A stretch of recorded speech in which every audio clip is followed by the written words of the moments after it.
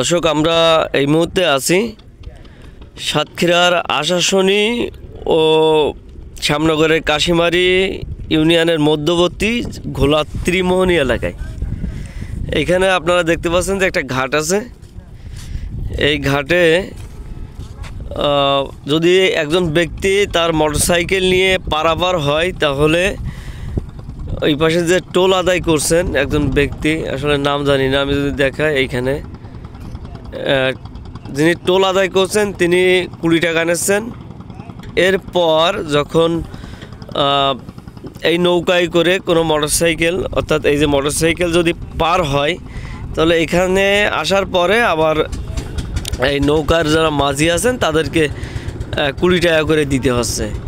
আমরা একজন মাঝি আছে, একটু ওনার সাথে কথা বলি। ভাই, আপনি তো মাঝি নাকি? হ্যাঁ ভাই, এই যে ওপাশে 20 টাকা নিল আর এই পাশে 20 টাকা নিল, কারণটা কি? কারণটা ওরা ডেকে আইছে, আমরা পার করে দিতেছি। ও, ডেকে আসার জন্য 20 টাকা আর আপনারা পার করে দিচ্ছেন, এই কারণে আর 20 টাকা আপনাদের দিতে হচ্ছে। আচ্ছা আচ্ছা, আপনার নামটা কি? সাহেব আলী। আর ওই যে টোল আদায় করছেন ওনার নামটা কি? আজি। বাসা কোথায় ওনার? হ্যাঁ, হাজরাখালী। হাজরাখালী। আচ্ছা।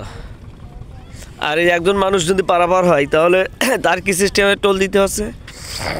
10 টাকা খরচ। 10 টাকা খরচ। ও, মানে ওখানে যারা টোল নিচ্ছেন ওনারা 5 টাকা নিচ্ছেন, আর আপনারা নৌকায় পারাপার করে দিচ্ছেন, আপনাদেরকে 5 টাকা দিতে হচ্ছে।